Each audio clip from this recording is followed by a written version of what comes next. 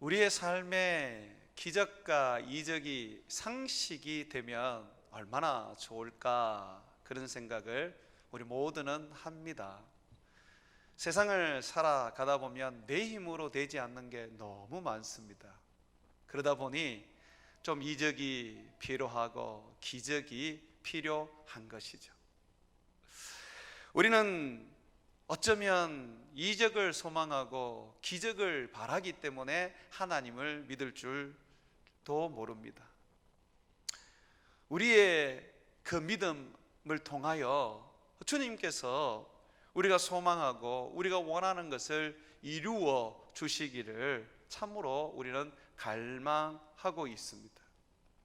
그렇지만 실질적인 우리의 삶에는 큰 이적이라든지 또는 기적이라든지 이런 것들이 잘 나타나지 않습니다. 성경에는 많은 이적을 이야기하고 많은 기적을 이야기하는데 왜 오늘날 우리들에게는 이런 것들이 크게 나타나지 않을까요?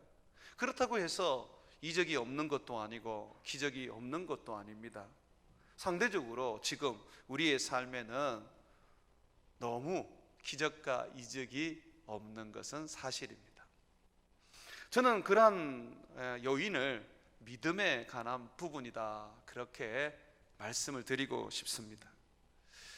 기적과 이적이 상식이 되려면 믿음을 활용해야 합니다. 예수를 믿는 그 믿음이 사용되어질 때에 이적과 기적이 나타나는 것이죠.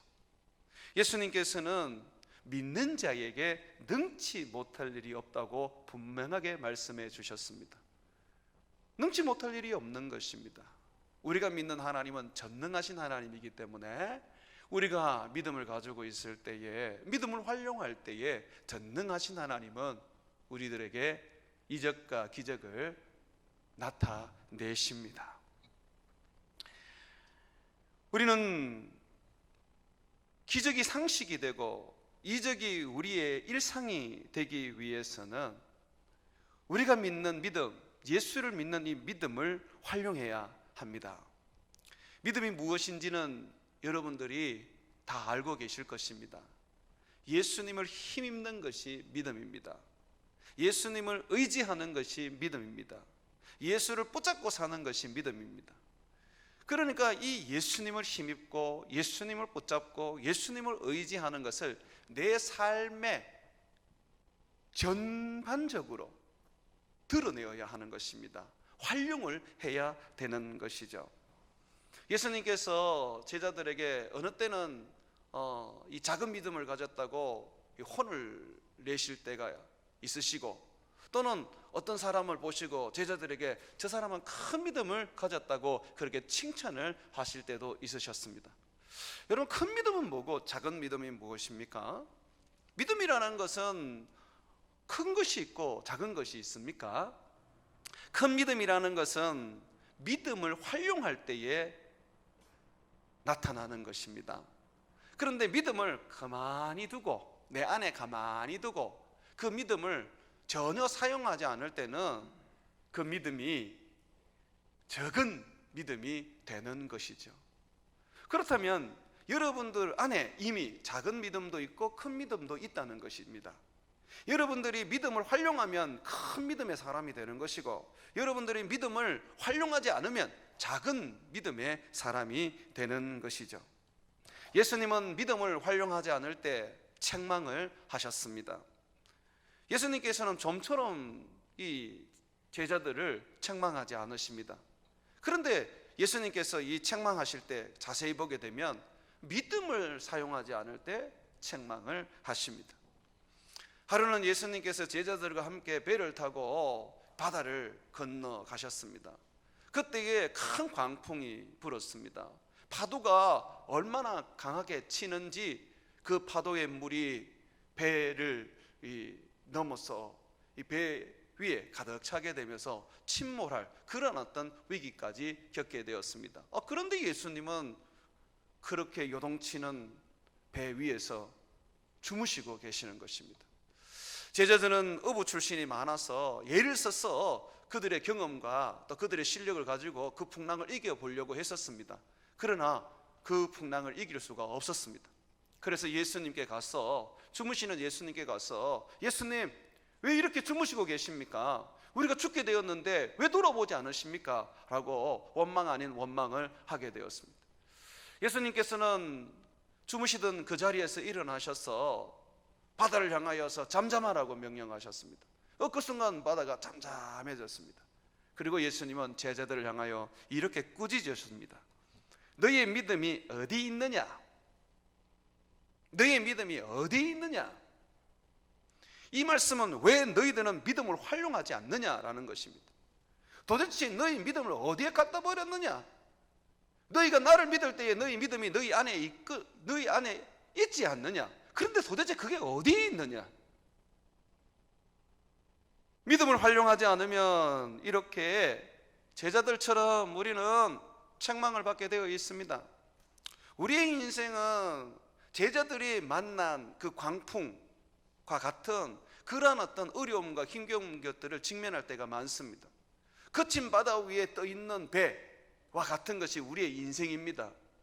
그렇다면 우리는 이 거친 바다를 만났을 때에 이 제자들이 가져야 했던 것과 같이 이 힘겨운 삶 속에 우리는 반드시 믿음을 가져야 합니다. 믿음을 활용해야 한다는 것이죠. 믿음을 어떻게 그러면 활용할 수 있습니까? 오늘 본문 말씀에 이 믿음을 활용하는 모습을 보여주고 있는데요. 먼저 여러분들이 보실 것은 이 복음을 전하는 이 두 제자들이 믿음으로 복음을 전하고 있다는 것입니다. 믿음을 활용해서 지금 복음을 전하고 있다는 거예요. 14장 1절에 한번 보십시오. 이고니온에서 두 사도가 함께 유대인의 회당에 들어가 말하니 유대인과 헬라의 흩한 무리가 믿더라. 여기 두 사도는 바울과 바나바를 말합니다. 바울과 바나바가 유대인의 회당에 들어가서 이고니온에 있는 회당입니다. 거기에서 예수님의 복음을 전했습니다. 그랬더니 많은 사람들이 예수님을 믿어요. 자, 그리고 난 다음에 핍박이 불어오기 시작했습니다. 2절 한번 보십시오. 그러나 순종하지 아니하는 유대인들이 이방인들의 마음을 선동하여 형제들에게 악감을 품게 하거늘. 예수님의 복음을 반대하는 이 유대인들이 사도들이 복음을 전하는 것을 이제 핍박하기 시작했습니다. 사도들은 복음을 전하면서 어려움을 당하기 시작했어요. 이들에게 광풍이 불어오기 시작한 것이죠.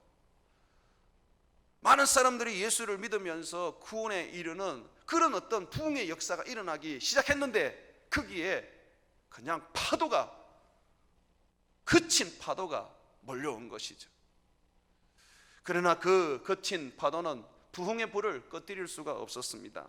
왜냐하면 두 사도가 믿음으로, 그들은 믿음을 활용해서 그 거친 파도를 이겨내었기 때문에 그렇습니다. 3절에 한번 보십시오. 두 사도가 오래 있어 보십시오. 환난을 지금 당하고 있는데, 지금 이고니온에서 많은 핍박을 지금 받고 있는데도 불구하고 그들이 오래 그곳에 머물러 있습니다. 여러분들이 성경을 이렇게 보시면요, 사도들이 핍박을 받으면 그 자리에서 옮겨서 다른 지역으로 갑니다. 그건 예수님의 가르침이었습니다. 너희들을 핍박하거든 너희는 다른 동네로 도망을 가라. 너희가 이 동네 저 동네 다 다니지 못했을 때에 주님이 올 것이다 라고 말씀하셨어요. 그래서 제자들은 핍박만 오면 그 자리를 떠났던 것이죠. 그런데 지금 사도들 보십시오. 이 핍박 속에서 오랫동안 거기에 머물러 있습니다. 이 핍박을 지금 이기고 있는 거죠. 잘 지금 이거 감당하고 있는 거죠. 어떻게 그럴 수 있습니까? 말씀을 계속해서 보십시오. 3절에 주를 힘입어. 여러분, 이 주를 힘입는 게 뭡니까? 이게 믿음이잖아요. 이게 바로 믿음을 활용하는 거잖아요. 주를 팍 붙잡고 지금 그 어려움을 이겨내는 것입니다. 핍박을 맞섰어 지금 대항하고 있는 것입니다. 자, 주를 힘입어서 말하니, 자, 이때 보십시오. 주께서 그들의 손으로 표적과 기사를 행하게 하여 주사 자기 은혜의 말씀 복음을 정언하게 하시니. 믿음을 활용할 때에 하나님의 능력이 나타나기 시작했습니다. 환난이 왔지만, 핍박이 불어왔지만 굴하지 아니하고 예수를 믿는 믿음, 예수를 의지하는 믿음으로 그 환난을 맞섰어 싸우며 복음을 전할 때에 하나님의 성령이 능력과 이적과 기적을 베풀어 주시기 시작하셨습니다. 우리의 삶이 언제 이적이 일어납니까? 언제 기적과 표적이 나타납니까? 우리에게 이 몰려오는, 우리에게 이 덮쳐오는 어려움들, 이 고통들, 이 환난들, 이것을 우리가 믿음으로 이겨내고자 할 때, 믿음으로 싸워서 붙었을 때 주님이 능력을 베풀어 주시는 것이죠. 만약에 사도들이 자기에게 불어오는 핍박을 보면서 그걸 피부로 접하면서 아이고 이 성도 안 되겠다 도망가자 그러고 도망을 가버렸다면 아마 이적과 기적은 일어나지 않았을 것입니다. 그들이 믿음으로 그 믿음을 활용해서 핍박을 향하여 그들의 몸을 던졌기 때문에 이적과 기적이 일어난 것이죠. 성경을 보면 많은 부분들이 그렇게 얘기하고 있지 않습니까? 사드락과 메삭과 아벳느고가 하나님의 능력을 어떤 때에 체험했습니까? 핍박받을 때 그가 하나님의 능력을 체험했습니까? 예, 맞습니다. 그들이 풀무불에 자기 몸을 던져버렸을 때 하나님은 그 풀무불에서 살려주셨습니다. 그것이 믿음인 것이죠.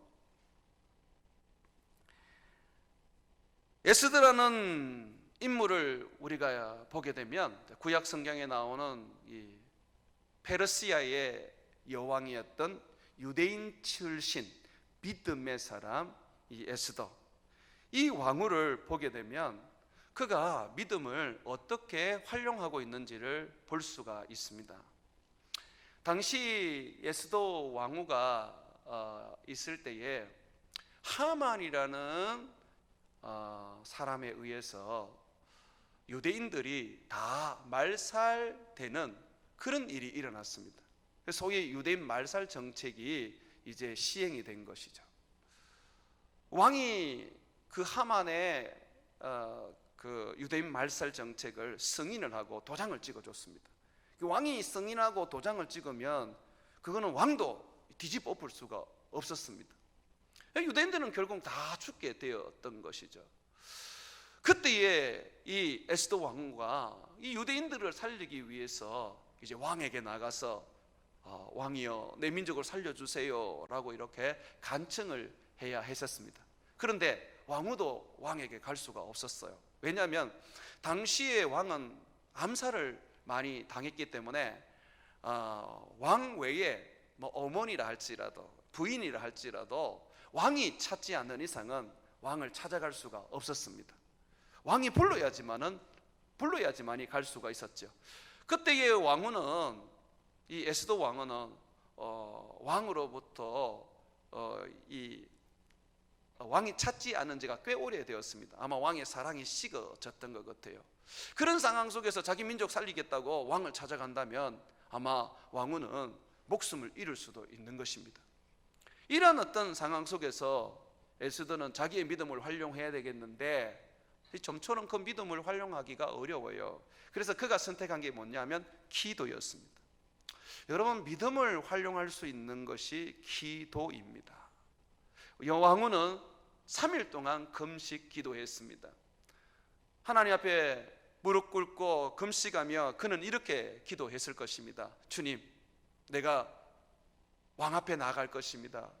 왕이 저를 보고 저에게 긍휼을 베풀어 저를 가까이 하게 하시고, 그래서 내가 우리 민족을 구원해 달라고 할 때에 하나님, 이 왕이 내 소원을 들어줄 수 있도록 해 주십시오 라고 그렇게 기도했을 것입니다. 내가 왕 앞에 나가서 내가 죽음을 당하지 아니하고 왕에게 내 소원을 이룰 수 있도록, 내 민족을 살려달라고 할 수 있도록 그렇게 해달라고 그렇게 이 왕후는 기도했을 것입니다. 뿐만 아니라 이 왕후는 아마 주님 앞에 이런 기도를 했을 것입니다. 주님, 제가 왕 앞에 섰을 때에 왕을 두려워하고 왕을 무서워하지 않고 또 왕이 죽인다 할지라도 그 죽음에 대해서 제가 공포스러워하지 않도록 주님만 붙잡게 해 주십시오. 내가 주님만 의지할 수 있도록 내게 믿음을 더해 주십시오 라고 그렇게 기도를 했을 것입니다. 그렇게 기도하고 난 다음에 3일 만에 그는 자기의 몸을 왕에게 던졌습니다. 왕을 찾아간 것이죠. 그의 믿음대로 하나님이 역사하셨습니다. 왕이 왕후를 보는 순간에 왕후가 너무너무 아름답게 보이는 거예요. 그 마음에 사랑이 막 넘쳐나게 만드시는 거예요. 그래서 이 왕이 왕후를 맞이하면서 나라의 절반이라도 두겠다고 그렇게 말을 하게 됩니다. 여러분, 믿음은 이렇게 활용하는 것입니다. 내 안에 있는 이 잠자고 있는 믿음, 이 믿음을 깨우셔야 합니다.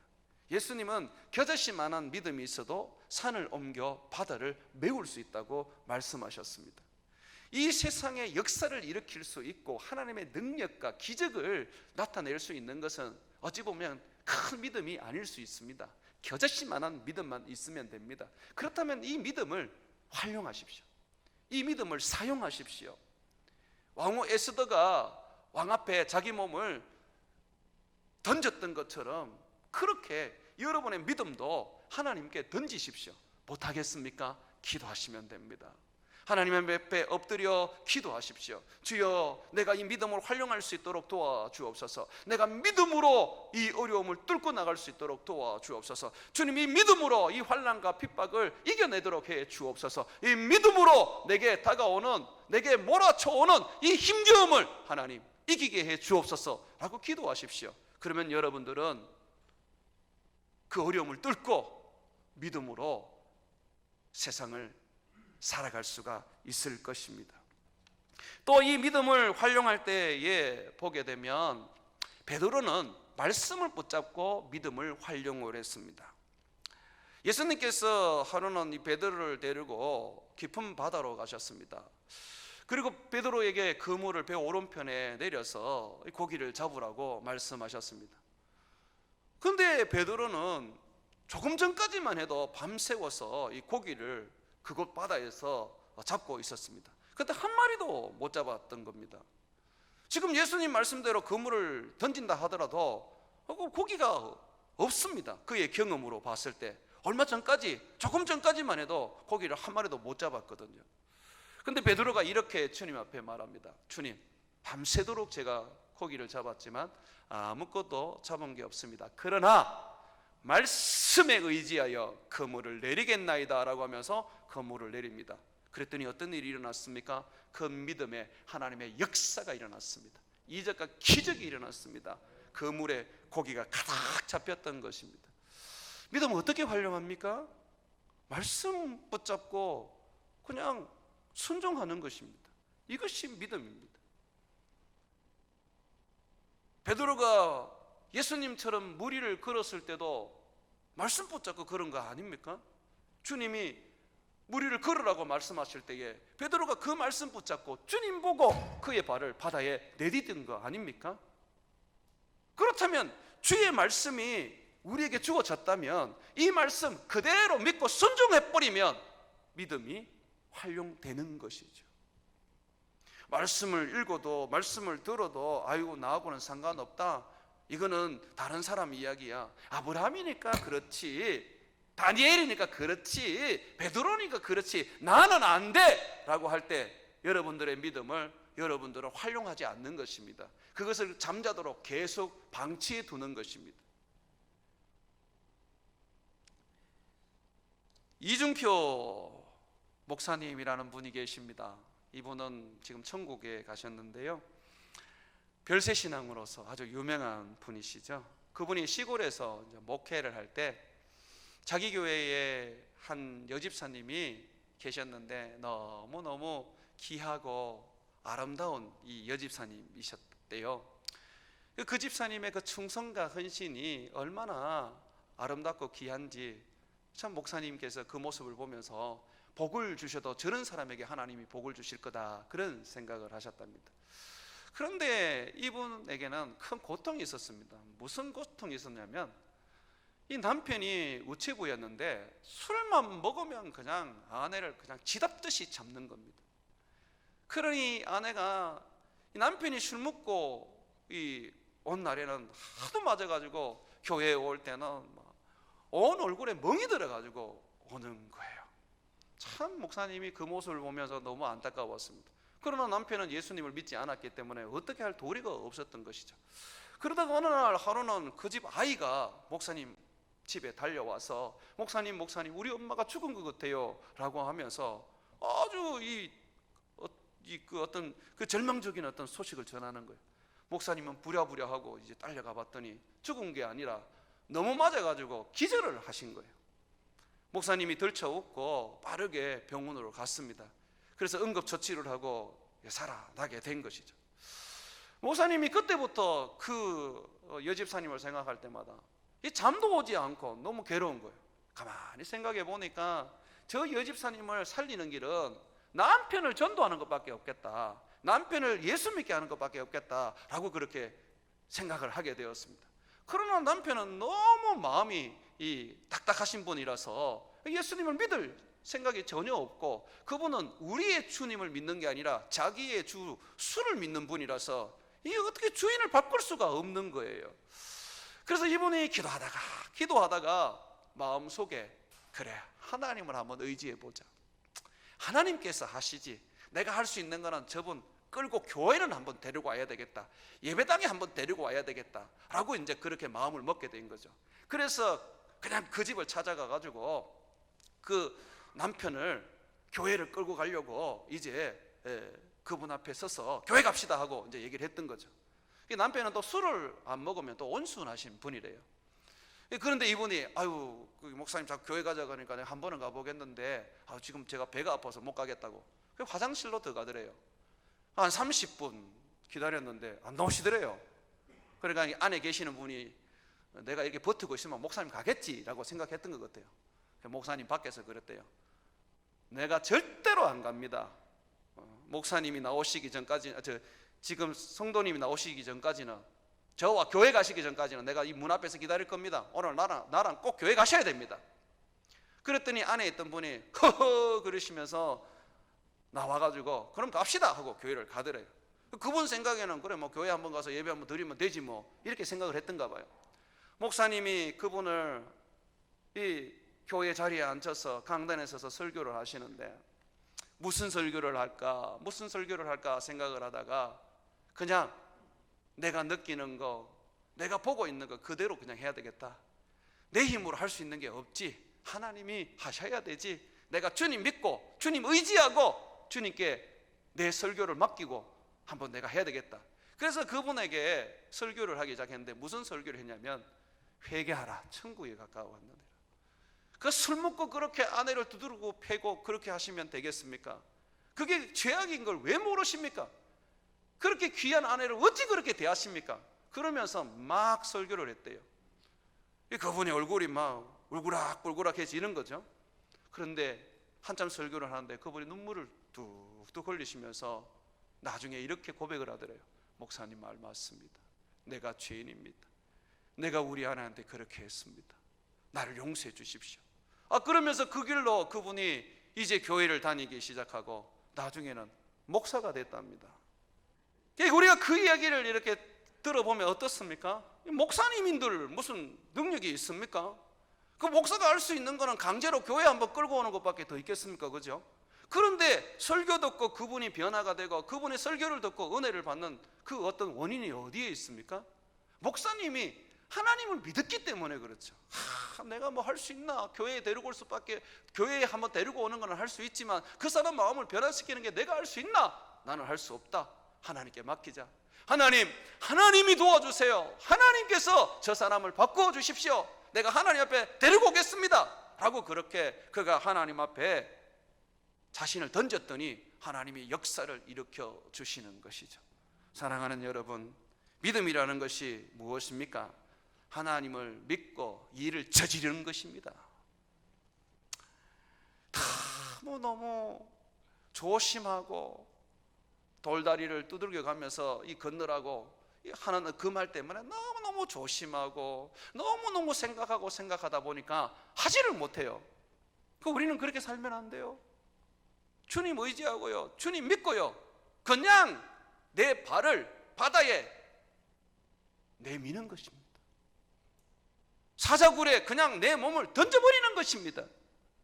주님이 하실 것입니다. 하십니다. 믿으십니까? 믿음이 있는 자가 하나님을 움직입니다. 믿음으로 활용하는 자가 하나님의 능력을 상식처럼 나타내게 되는 것이죠. 또 오늘 말씀해 보니까 바울은 자기 믿음만 활용할 뿐만 아니라 바울은 믿음 있는 사람들이 믿음을 사용하지 못할 때 그 믿음을 사용하도록 만들었습니다. 그랬더니 역사와 기적이 일어났습니다. 한번 8절 말씀 한번 보시죠. 루스드라에 발을 쓰지 못하는 한 사람이 앉아 있는데 나면서 걷지 못하게 되어 걸어본 적이 없는지라. 자, 이 루스드라에 한 번도 걷지 못했던 장애인 한 분이 계셨습니다. 자, 이 분이 이제 복음을 듣고 믿음을 가지게 되었습니다. 9절 한번 보십시오. 바울이 말하는 것을 듣거늘, 자, 그 발을 못 쓰는 분이 이제 듣지요. 바울이 주목하여 그 사람을 보니까 구원받을 만한 믿음이 그에 있는 것을 보고, 지금 발을 쓰지 못하는 그 사람이 복음을 듣고 그 안에 예수님을 이제 영접하게 된 거예요. 자기 안에 믿음을 가지게 된 거예요. 이 믿음을 가지고 있는데 이 사람은 믿음은 가지고 있었지만 그 믿음을 활용을 못했어요. 그래서 바울이 보니까 이 사람이 구원 얻을 만한 믿음을 가지고 있는 거예요. 자기 질병을 고칠 만한 믿음을 가지고 있는 거예요. 인제 믿은 사람이 어떤 그런 믿음이 있을 수 있을까? 겨자씨만한 믿음만 있어도 산을 옮깁니다.